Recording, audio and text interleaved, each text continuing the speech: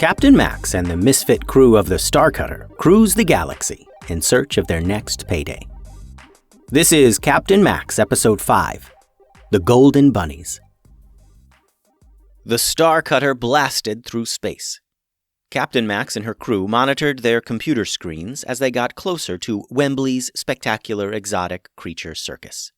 Wembley's circus was one of many traveling creature shows that slowly roamed through space. They toured the stars, inviting customers with games and shows, and especially the strangest, most dangerous, most exotic animals in the entire universe. Wembley's featured the gigantic multimouth, a creature covered in blue fur with 3 mouths and thousands of teeth.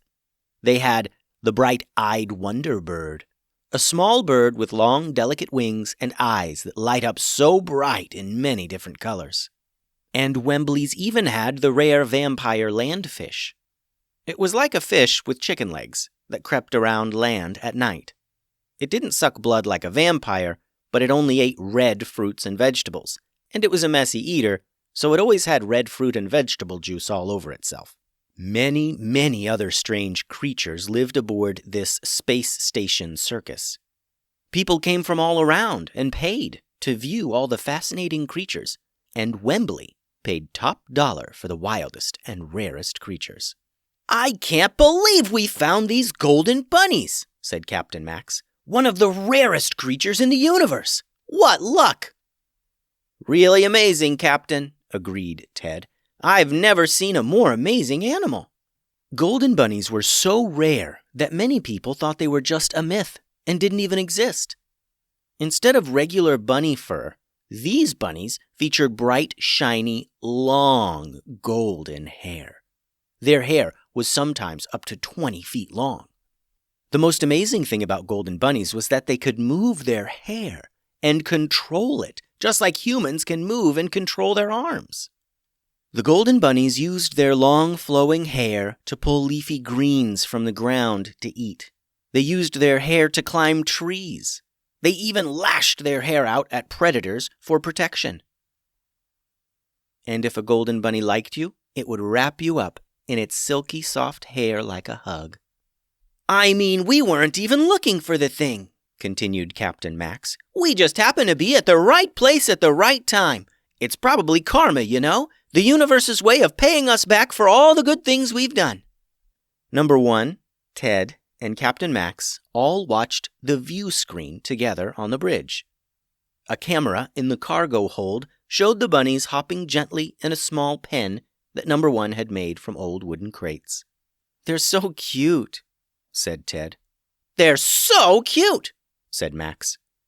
"They are so cute," said Number 1 in his robot voice. Soon the Starcutter reached the massive space station that was Wembley's spectacular exotic creature circus. The space station was like a giant city made into a spaceship. It was so big it couldn't ever land on a planet. It was intended to forever float the stars like its own little planet. The space station was covered in bright, multicolored flashing lights.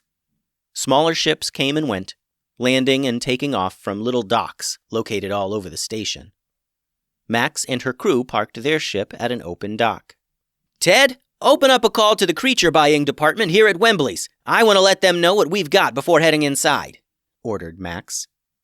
Ted tapped his computer screen, and a second later an image appeared on the bridge's view screen, replacing the image of the golden bunnies hopping around. On the view screen was a young woman with a black ponytail and a big smile. She tapped on a computer pad she was holding, and then looked up into her video camera. "Hello, and welcome to Wembley's. I'm Alice, purchasing agent in charge of unique creatures. How can I help you today?" she asked. Her voice sounded rehearsed, as if she had repeated this phrase 100 times a day. "I've got 4 golden bunnies for sale. What's your offer?" Maxx yelled, getting right down to business. Alice, the purchasing agent, paused, caught off guard at the mention of golden bunnies. "Golden bunnies, you say?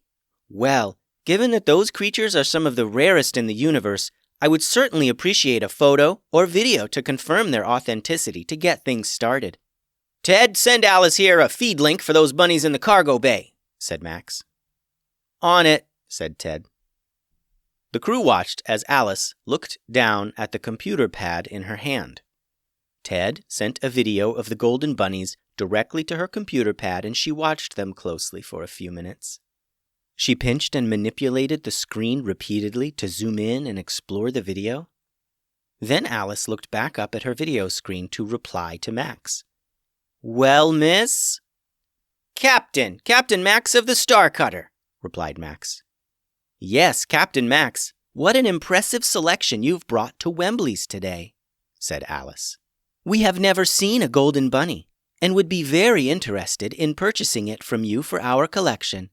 I'll be to your dock shortly, and we can discuss this further." Then the screen went blank. "Did you see her eyes get wide when she saw the bunnies on her view screen?" said Maxx. "We're in for a huge payday. I can feel it." "You know, about that, Captain, are we sure that this is the best idea?" asked Ted. "I mean, if these animals are so rare, then shouldn't we make sure they're cared for and all that? It feels a little bit wrong selling them to a circus, you know?" "No, I don't know, but I do know that I'm a space merchant. I know that I buy things and then I sell them for more than I bought them for," answered Maxx. At first, Maxx was appalled that anyone would think to get in between her and a surefire payday. But then she saw the look on Ted's face. Ted was an animal lover, and he was genuinely concerned about the safety of the golden bunnies.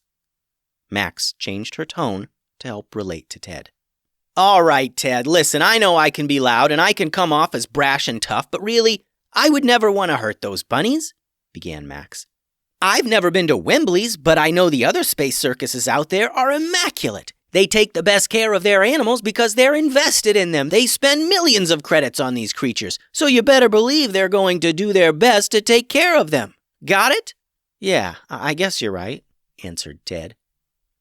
Maxx and her crew didn't need to wait long for Alice, the purchasing agent, to get to their ship. The loading ramp lowered from the bottom of the Star Cutter, and Maxx and her crew walked out to see a red carpet leading from their ship and into the circus. Robot guards lined the red carpet, standing perfectly still. At the end of the red carpet stood Alice, holding her computer pad and smiling wide. "Wow," whispered Ted. "They rolled out the red carpet. They must really want those golden bunnies." Maxx winked at Ted, and they met Alice at the end of the red carpet. "Welcome to Wembley's. Please follow me for our most exclusive tour," said Alice. Alice led Maxx, Number 1, and Ted on a full tour of the circus. They saw almost everything. They saw the tiny, long-necked, spinning dolphins suspended in an orb of floating water. They saw floating eyeball creatures, most often found in the most dangerous dungeons in the galaxy. They saw giant, mirrored scorpions. They saw all the best exhibits, and there were still hundreds more to see after an hour of touring the circus. And they were treated like kings and offered the most amazing food and drink. Wembley's circus was obviously trying to impress them in order to buy the golden bunnies from them. Finally, at the end of the tour, they reached a set of massive doors. The doors were taller than Max's spaceship. "And now we're at Miss Wembley's office. She's very interested in meeting you, Captain Maxx," said Alice. The huge doors opened slowly, revealing a giant room with a desk and some chairs. There was a huge fireplace and a table and some other furniture. From behind the desk, a tall woman stood up and began walking over to greet them. She was very elegant and proper, and was dressed in the finest clothes. "Max Crashwell, such a pleasure to meet you and your crew," said the woman. "I am Harriet Malone Wembley, owner and operator of Wembley's spectacular exotic creature circus. I hope you enjoyed the tour." "Yeah, it was great," said Maxx. "You've got quite the collection of creatures here, Harriet." "Yes, thank you," said Harriet. "A golden bunny exhibit would certainly make our collection complete." "I'm sure it would, Harriet," said Maxx. "Listen, I don't want to waste your time here. I've got 4 golden bunnies, and I'm looking to get 1,000,000 credits. What do you say?" Harriet was caught off guard with Max's offer. She was more used to proper negotiation and things taking a bit more time, but she was here to make a deal, and a small part of her appreciated Max's forward approach. 1,000,000 credits? Repeated Harriet thoughtfully. Not an unreasonable offer, I suppose. In the spirit of moving things along, I will meet with my counsel and discuss this offer. Feel free to return to your ship, and I will be along shortly to finalize our negotiations. Sounds good, Harriet. See you soon. Captain Maxx, Ted, and Number 1 returned to their ship. Lala had been watching the golden bunnies in the cargo hold, feeding them the finest greens and giving them cuddles. 1,000,000 credits? Said Ted in disbelief.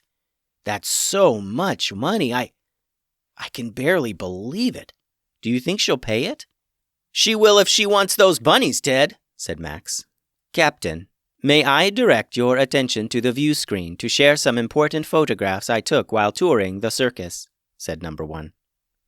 Number 1 had been taking pictures during the entire tour of the circus. His robot body featured multiple cameras, in his fingers and even in his robot eyes. He projected the images upon the view screen in the bridge of the ship and began scrolling through them slowly so that Ted and Maxx could get a good look. The first picture showed the giant, long-necked, spinning dolphins up close. Zoomed in so much it was clear that their tank had not been cleaned in some time. A brown, gunky sediment was building up at the bottom of the tank. The next picture showed the floating eyeballs up close, and it was clear that their habitat was merely a projection. It wasn't a real dungeon at all, and everyone knows that the floating eyeball creatures only thrive and live well in wet, awful dungeons. The third image was a video, and it showed the mirrored scorpions. Upon closer inspection, the scorpions did not move. Not 1 inch. Not a millimeter. Suggesting that perhaps the scorpions were statues, or worse, were just no longer living. And that wasn't all. Picture after picture were examples of how the conditions of Wembley's circus were not good for the animals. And some conditions were downright unsafe and dangerous for the animals. As Captain Maxx watched the slideshow, she felt embarrassed and angry. She was so excited at such a big payday that she failed to see the details. If not for Number 1's pictures, she surely would have sold the golden bunnies to Harriet Wembley, and those poor bunnies would have had to live in deplorable, unsafe conditions. That's awful, yelled Ted. Unbelievable! They can't do this to all those poor animals. They can't... Ted was angry, and Ted was rarely angry. But it was very difficult for such a lover of animals to see these awful conditions for such amazing creatures. Well, that settles it, said Maxx. She spoke into her comm unit. Lala, prep the ship for departure. You got it, baby, replied Lala over the comms.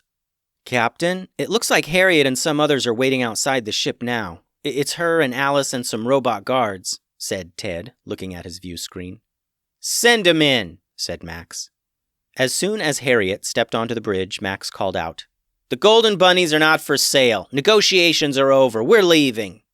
Harriet assumed that Maxx had received a better offer from a different circus. I see, Captain. In an effort to save you time, I would like to make a counteroffer. 2,000,000 credits.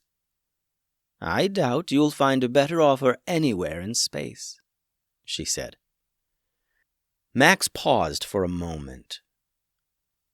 2,000,000 credits. That was so much. More than she had ever made. Number 1, said Maxx. Put the slideshow up on the view screen. Number 1 did so, and the same images began to flash in front of everyone on the large screen. Harriet quickly understood the purpose of these images. The smile faded from her face and her teeth clenched. She breathed hard through her nose. I see, she said. You clearly have no idea how difficult it is to maintain a circus floating through space. Now I will not be this close to such a prize only to be denied it. My final offer is 3,000,000 credits. Think hard, Captain Maxx. Think about what you can do with 3,000,000 credits. Harriet's voice had grown hard, no longer the soft, calming presence from before. They're no longer for sale. Not to you, anyway, and not for any price, said Max. Perhaps you should use those 3 million credits to upgrade your facilities and treat your animals better. Have it your way, Max, said Harriet. Guards, hold the captain here. Alice, you come with me to get these bunnies. Instantly, Harriet's robot guards revealed previously hidden laser blasters and pointed them at Ted, Number 1, and Captain Max. They didn't move. The guards had Max, Ted, and Number 1 trapped there on the bridge. Harriet and Alice began walking to the cargo bay. Captain Max whispered into her communication device. Lala, incoming! Lala was rarely on the bridge. She was a master mechanic and she preferred to be near the ship's engines and inner workings. She usually had her comms on, which meant she could hear everything spoken on the bridge. So she knew what was going on even before Captain Max whispered to her. Lala used the shortcuts inside the ship to reach the cargo bay quickly. She hid among the large crates and boxes near the Golden Bunny pen. From her hiding place, she saw Harriet and Alice enter the cargo bay. The two hustled to the center of the large room where the beautiful golden bunnies hopped around inside a small wooden fence.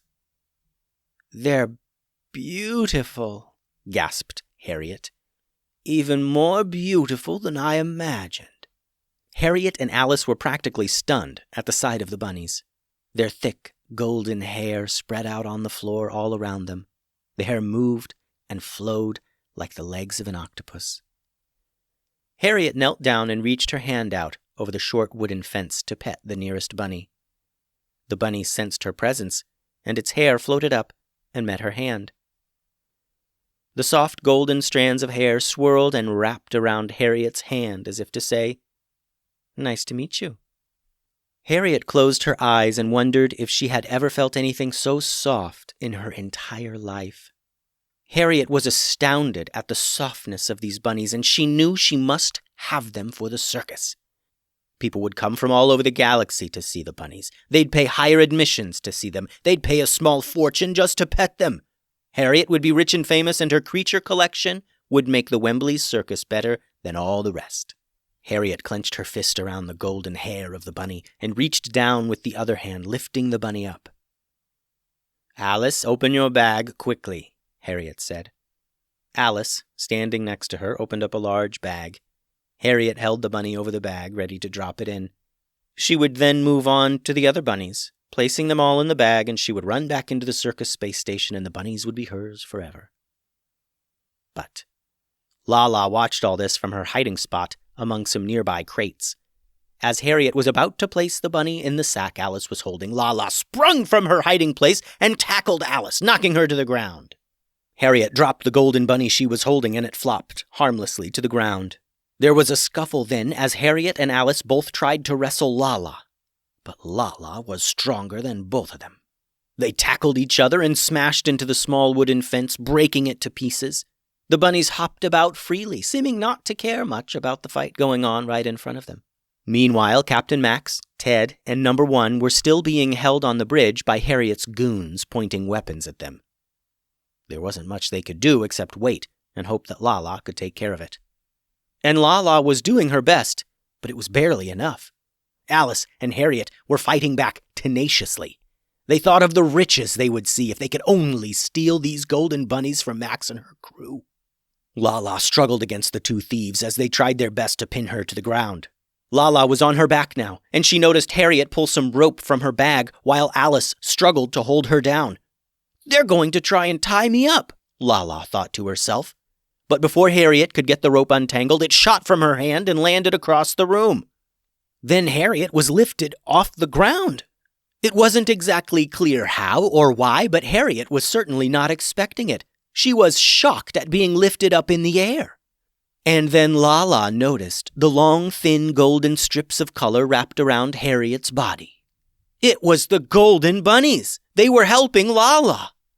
Just as Lala realized this, Alice was pulled away as well, and was quickly wrapped up in a cocoon of golden bunny hair, with only her head exposed. "What is going on?" yelled Harriet. "Did you train these bunnies to fight for you?" "Nope," said Lala, standing up now. I guess they're just very good judges of character, and they know a bad guy when they see one, baby. The hair floated up from each little bunny, wrapping the villains tightly. Lala stood next to Harriet as she floated in the air, wrapped tightly in golden bunny hair. I'm gonna need you to call off those guards of yours, baby, Lala said to Harriet. Otherwise, these little bunnies are probably going to start putting on the squeeze. Then Lala knelt down to the bunny, and in her cute animal-talking voice, she said, How about that, little bunny baby? You think you can tighten your grip on these awful bad guys here? Give 'em a good squeeze. And somehow the bunnies understood her. The golden hair wrapped tighter, and Harriet grunted in discomfort. All right, fine, said Harriet. Get my communicator from my pocket. Lala reached through the tangle of hair and pulled the electronic communicator from Harriet's pocket. She held it up to her mouth, and Harriet gave instructions to her robotic minions. Guards, return to the space station now. Suddenly, on the bridge, the robot guards pointing laser blasters at Maxx and the others simply lowered their weapons and marched off the bridge, out the loading ramp and back into the huge space station circus. Well, looks like Lala did it, said Maxx. Not sure what she did, but it looks like she got us out of this jam. Come on, let's go find her. Maxx, number 1, and Ted ran through the Star Cutter to the cargo bay and found Lala. More surprising, they found the bunnies with a tight grip on Harriet and Alice using their golden hair. Amazing, exclaimed Ted. Oh, these bunnies are amazing. And I'm pretty sure they can understand what we say, added Lala. Pretty amazing little fur babies. Fantastic, yelled Maxx. Hey, fur babies, any chance you can toss these 2 stinkers out the docking ramp? Lala, fire up those engines. I want us out of here right away. Lala nodded and gladly retired to the engine room where she was most comfortable. And the amazing little bunnies hopped gently to the docking ramp, which led down to the landing pad. Maxx was with the bunnies to make sure Harriet and Alice were tossed from the ship before they left. I really hope you 2 do the right thing and treat your animals better, said Maxx. The bunnies then lowered Harriet and Alice down to the loading ramp. They spun their hair, and Harriet and Alice twirled right out of their grip, and the 2 villains rolled down the ramp. Maxx and the bunnies returned to the ship's bridge, and before Harriet and Alice could even stand up, the Star Cutter was blasting off through the stars. Maxx sat in her captain's chair with one of the golden bunnies in her lap. Captain, began Ted, I have to ask, if you're allowing golden bunnies on the bridge now, maybe you could reconsider your no cats on the bridge rule? Maybe, Ted, said Maxx. Maybe. The end.